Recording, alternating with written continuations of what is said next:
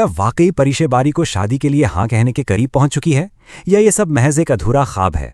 और क्या दादी की अचानक बिगड़ती हुई तबीयत किसी बड़े तूफान का पेशखैमा बनने वाली है? कहानी एक निहायत नाजुक मोड़ इख्तियार कर लेती है जब अचानक घर में हलचल मच जाती है। परीशे की दादी की तबीयत यकायक खराब होती है और वो बेहोश होकर गिर पड़ती हैं। घर का सुकून लम्हों में खौफ में बदल जाता है। जुबैदा के हाथ पांव कांपने लगते हैं। वो घबराहट में फौरन परीशे को फ़ोन करती हैं और कांपती हुई आवाज़ में कहती हैं कि फ़ौरन घर आओ, हालात ठीक नहीं हैं। ये सुनते ही परीशे की दुनिया जैसे रुक जाती है। वो मीटिंग अधूरी छोड़कर तेजी से बाहर निकलती है। उसके चेहरे पर परेशानी साफ झलक रही होती है। इसी दौरान बारी उसे रोककर पूछता है कि क्या हुआ, और जब उसे हकीकत का अंदाज़ा होता है तो वो एक लम्हा ज़ाया किए बगैर फैसला करता है कि वो उसके साथ जाएगा। परीशे उसे याद दिलाती है कि उसकी अहम मीटिंग है, मगर बारी दो टोक अंदाज में कहता है कि इस वक्त किसी भी मीटिंग से ज़्यादा कीमती एक ज़िंदगी है और वो उसे अकेला नहीं छोड़ सकता। घर पहुंचते ही मंजर और भी दिल दहला देने वाला हो जाता है। परीशे अपनी दादी को जगाने की कोशिश करती है, मगर कोई हरकत नहीं होती, जैसे वक्त थम सा गया हो। खौफ, बेबसी और आंसुओं का एक तूफान उसके अंदर उठता है। बारी फौरन सूरत हाल को संभालता है और दादी को उठाकर अस्पताल ले जाता है। अस्पताल की फिजा में बेयकीनी छाई होती है।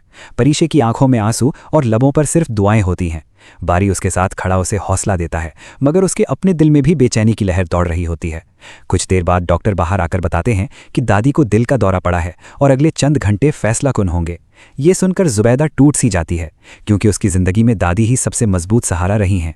इधर कहानी का दूसरा रुख एक नई साजिश की शक्ल इख्तियार कर लेता है। परीशे की सौतेली माँ रुमेसा एक बार फिर नफरत और गलतफहमियों का बीज बोने निकल पड़ती है। वो अलीज़े के ससुराल जा पहुंचती है और वहां जाकर ज़ुहैब की माँ को भड़काना शुरू कर देती है। जब उसे मालूम होता है कि अलीज़े और ज़ुहैब हनीमून पर गए हुए हैं तो उसका गुस्सा और बढ़ जाता है।